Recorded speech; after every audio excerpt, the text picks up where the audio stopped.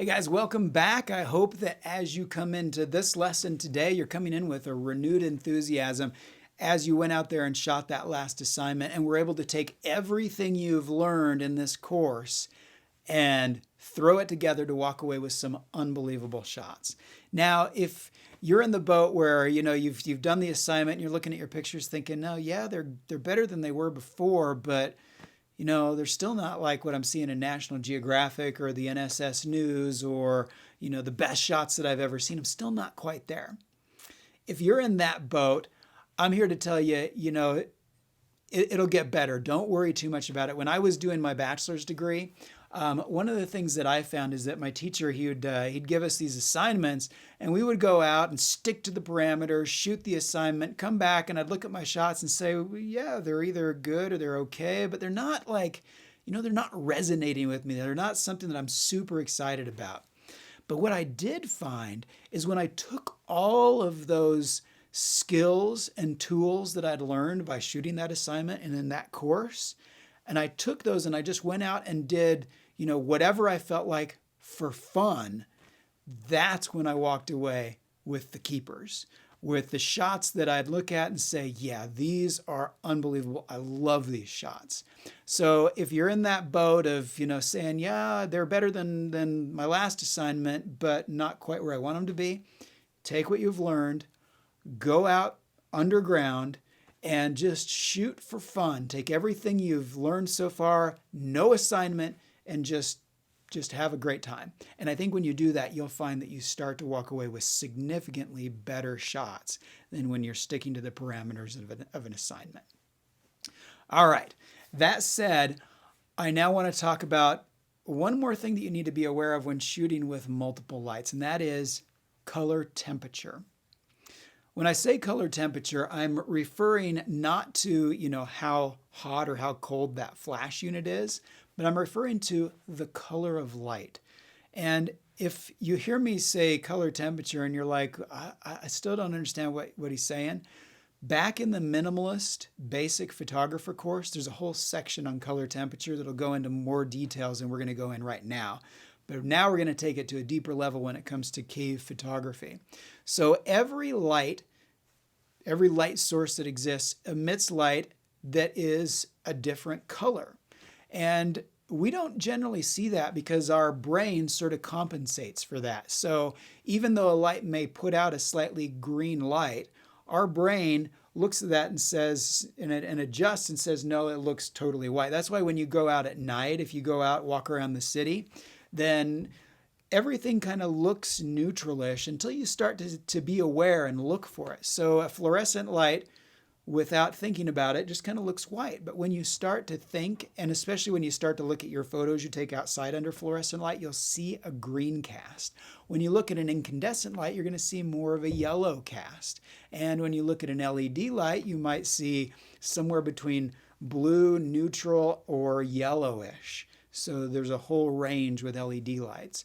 But every light puts out a color cast, and it's important to be aware of that in cave photography because when you're shooting with multiple lights, if they're not the same type of source, so if I'm underground shooting a big borehole passage, I've got a caver up front here, and I've got a flash for the caver, a flash bulb for the passageway, and some LED or a LED light, a headlamp or something that's lighting up, maybe a caver in the background or something like that.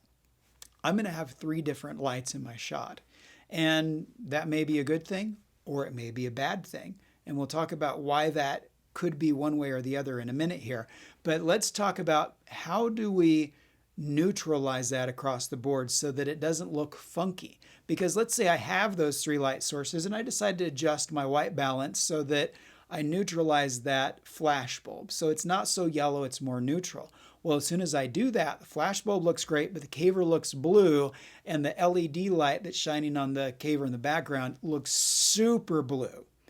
And if that's what I want, great, but if it's not what you want, how do you correct that? How do you deal with that? 3 ways to do that. So the first thing that you can do is just make sure that across the board in that shot, you're using the same type of light source. So you're using 3 flashes, 3 LEDs, 3 flash bulbs that are yellow, not the blue one, not a mix of blue and yellow, or 3 lanterns, or whatever it may be. So the same consistent light source in the shot. That's the first thing you can do. Second thing that you can do to make sure that the color is consistent, the light is consistent, is use gels.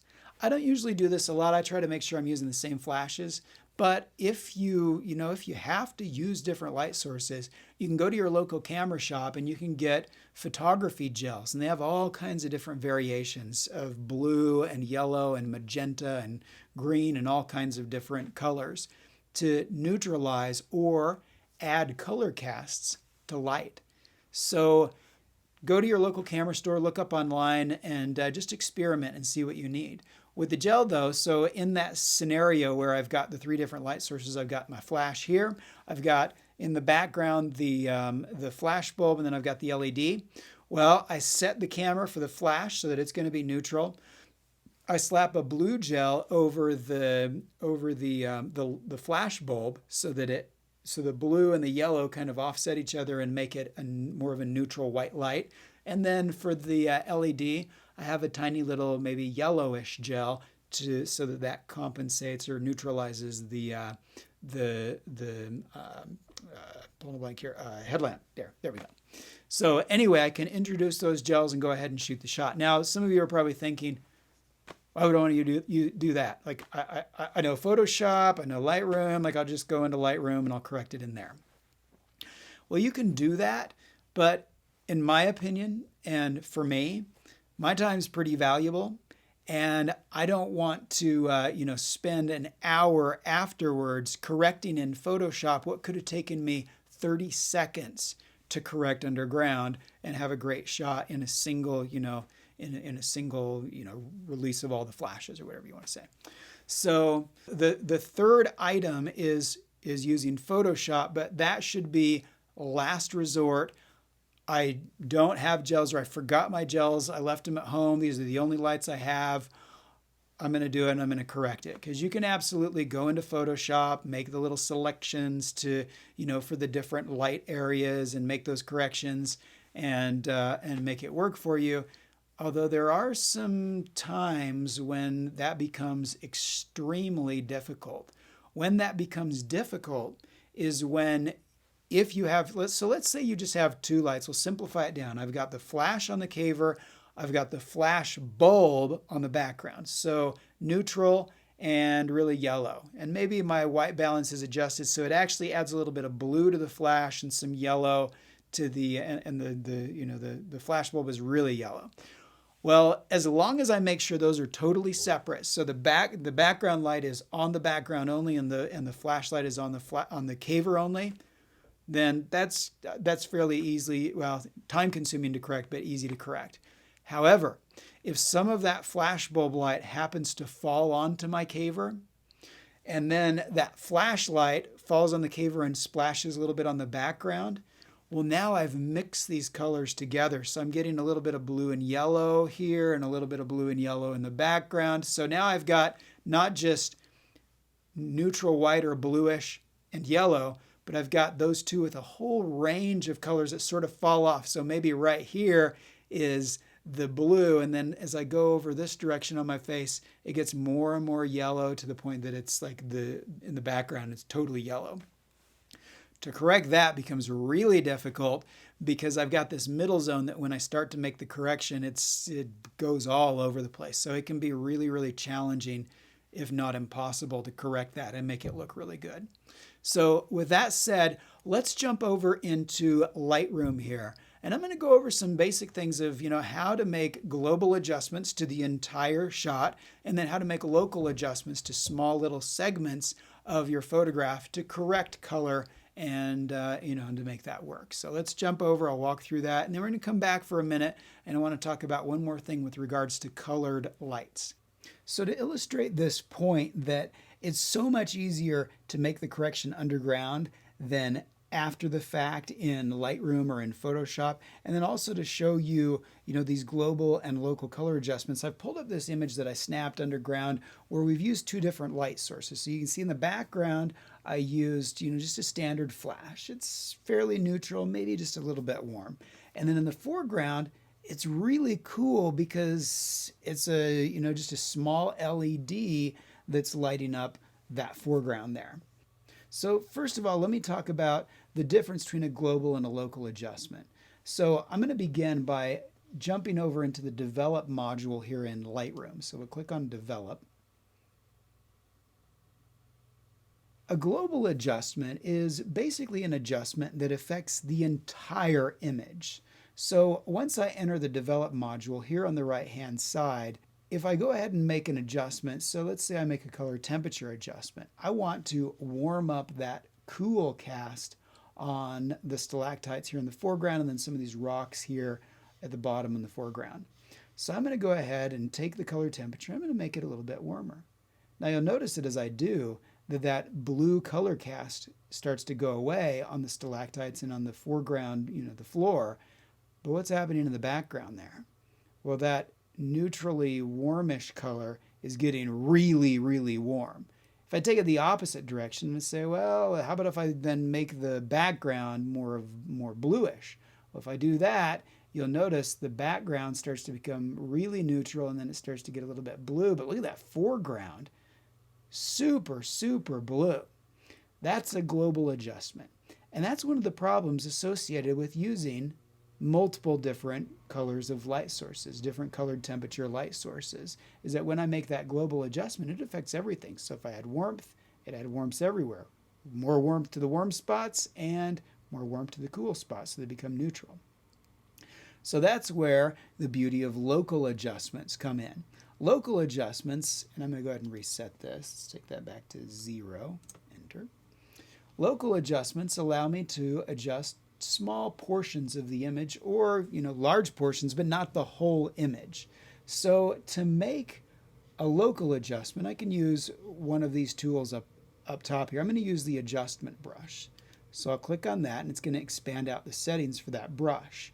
Now, as I hover over the image, you notice that my cursor's changed, so it's now turned into a kind of a representation of where that brush is going to paint. Down at the bottom of this panel here, I can adjust the brush size right here, making that bigger or smaller. I can adjust the feathering, so how soft the edge of that brush is. And I can adjust the flow and the density. Now I'm going to take the flow and the density up to 100%. The flow and the density control how intense the effect is as I begin to paint. So if I scroll back up here and I take that color temperature and I move it way all the way over to the warm end, and then I start to paint, I'm going to get the full effect of that warm end. If I come down here and I adjust the flow down to something really low, like 30, and I start to paint, you'll notice it slowly comes in the more I go over it. Click, click, click, click, click, paint. And it starts to show up. So it just makes it come in a little more gradually. So let's take that back up to 100%. So this is great, isn't it? I mean, I'm going over now and I'm painting that blue. That's a little bit too warm, so I'm going to adjust here. Let's take it down, maybe right in there. Now, when I'm making a color adjustment, what I'll do, if you ever have, play the guitar or a musical instrument and you tune it, typically you go way too much on both ends, then you kind of bounce in between until you find that sweet spot. So maybe right about in there is where I want it, to neutralize that blue enough. So I'm going to go ahead and paint over, and you're thinking, oh yeah, this is fantastic. Like, why do I even need to bother, making those changes when I'm underground? Like, this is working just fine until you get down here. And now you're getting the effect you had back when you were making that global adjustment. So I'm starting to impact the background. Okay, well, no problem. I'll just Control Z, undo that, or Command Z, whether you're on a Mac or a PC. And I can just zoom in and make a smaller brush, right? So let's go ahead and click 1-to-1 up here. I can also use Command plus and Command minus to zoom in and out. So I'm going to go ahead. Let's see. We'll leave that there. Let's grab this and move it over here. All right, so yeah, I'm going to work on this stalactite here. So I'll just go ahead and make my brush smaller. Let's make it a hard edge because it's a hard edge along the edges of that stalactite. So we'll do that, make it nice and small, and then I'll just go ahead and I'll paint it back in. on, oops, I need to make sure that I am on brush and flow set up. Okay. And we'll go ahead and paint that in. There we go. Awesome. Now you're probably watching this thinking, you got to be kidding me. Like, this is going to take forever to go and paint every single little stalactite. Like, that's nuts. And what I say to that is exactly. When you get down to this detail, especially where you know there's a separation in the color temperature on your objects, it's going to take a long time to go through and make that adjustment. So right now you can start to see the value of, you know, just making sure you've got consistent light sources underground, or taking a few seconds to slap a filter on. And that's not even the worst part. So let's say, you know, this is working, and if I was totally in a bind underground and it was a once in a lifetime opportunity and I only had 2 or 3 lights and they were all different color temperature, I would snap it and I would spend the time here afterwards making that correction. But if I have more time and I'm planning the cave trip and I've got more control, then I'm going to make sure I've got consistent lights, or I'm bringing colored gels to correct that. So where the real problem is, let's zoom out here just a little bit, isn't here right on these stalactites, because these stalactites, the color and the light, or the lights themselves, were very well separated. I mean, the background light is lighting the background and the foreground light is lighting the background, and there is no overlap on those lights. But what happens when we get over here on the left-hand side? Let's go ahead and zoom in here to that.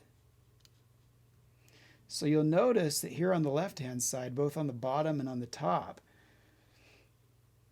there's that LED light is falling off, is hitting really nicely here in the foreground, but as I move towards the background, all of a sudden that blue LED light is mixing more and more with that flashlight. And so I have a huge variation. Up here, it's blue all over the place. But as I get down here, that blue becomes a little warmer and a little warmer, and then neutral, and then a little bit, you know, a sort of a really warmish color, and then it starts to go back blue and blue and blue and blue and blue and more blue, and then you get down here and it's kind of like it is up here on the ceiling. So the problem that you run into is, you know, I've got this setting over here that, you know, this was working great around this 60 warmth range, but when I'm painting in the middle, well, I'm gonna have to dial it down just a little bit more, and then a little bit more. So I'm gonna have all these tiny little subtle adjustments to compensate for the fact that the light is mixing, so it's not the 100% blue up here and it's not the 100% neutral down here. It's kind of somewhere in between, and it changes the farther I move towards the background and the foreground. That's going to take a long time to correct in order to make it look natural. Now, some of you might be saying, well, I use Photoshop, and I know there's a bunch of tools in Photoshop that you can totally use to speed this up. Well, let's step over into Photoshop and take a look at some of those that you might be thinking about. So we're going to jump into Photoshop here. Same image, and maybe you say, well, I can use the selection tools. Okay, well, let's use the polyagonal lasso tool. So all I need to do is make a selection. So I can click up here just to show you quickly for those of you who aren't super familiar with Photoshop, and then I can add something like an adjustment layer. We'll use this, oh wait, no, do we want to use that? I don't want to use that. I want to use curves adjustment layer, and I go ahead and I add a little bit of yellow to that by dragging this down, maybe a little bit of red slightly, so I can make these little adjustments, and it's only affecting one area. So this is again a local adjustment, so you get the concept of how selections work. So let me undo what I did here, and we'll use the same tool. So now I'm going to go in and I'm going to make sure I select just the areas that I want to adjust. So I'm going to click here and here and here and here and here, and we keep moving around, and 17 hours later I've managed to select the entire area that is that pure blue color. And then once I've got my selection done, I have to come up to, you know, the select drop-down menu. Maybe I go into select and mask, and I make some adjustments to that. So let's we adjust the feathering and the smoothness of that selection. And you're thinking, that takes just as freaking long as what you just showed us. So what's the point there? And then maybe someone else out there says, ooh, well, what about the what's this called? The quick selection tool or the magic wand. You can use the magic wand and then change the tolerance up here. Let's say tolerance of 5. This basically selects the range of colors it's capturing. And then I can click here and I can just kind of drag over. And ooh, look at that. I'm capturing the that blue color on the stalactite. So I can go through here and say this is doing a great job. Well, this is again, it's gonna take a long time, and that tolerance, even no matter what I have it set on, it's still gonna miss bits and pieces. So I'm gonna have to go in and kind of clean those up, and it's gonna take a long time. So no matter what you do, it's gonna take a substantial amount of time, whether that's an hour that you spend on the computer or 20 hours on the computer.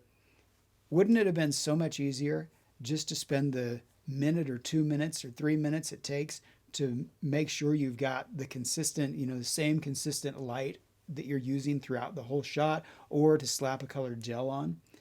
I think so. But, I'm going to leave that up to you.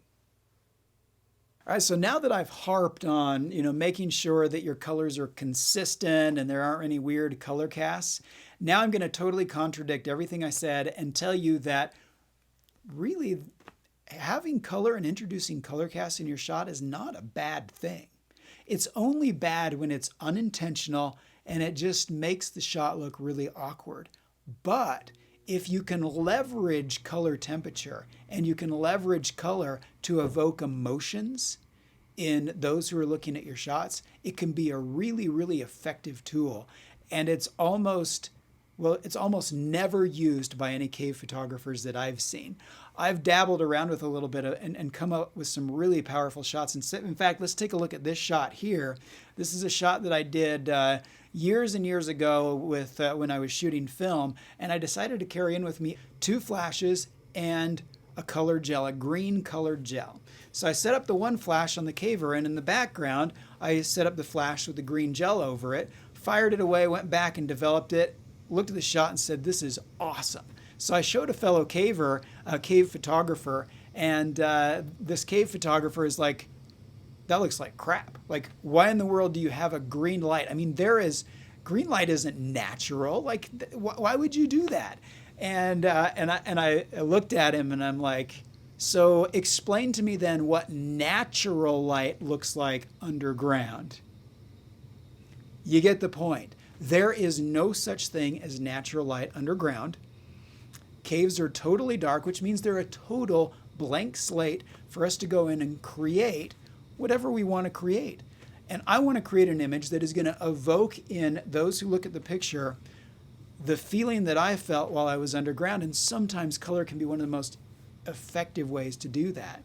Think about blue, that cool blue. I mean, it can make the cave feel cold. It can make it feel more isolated. It can make it feel a little more creepy and a little spooky. If you introduce more yellow, it's going to give it that warm, kind of glowy feel.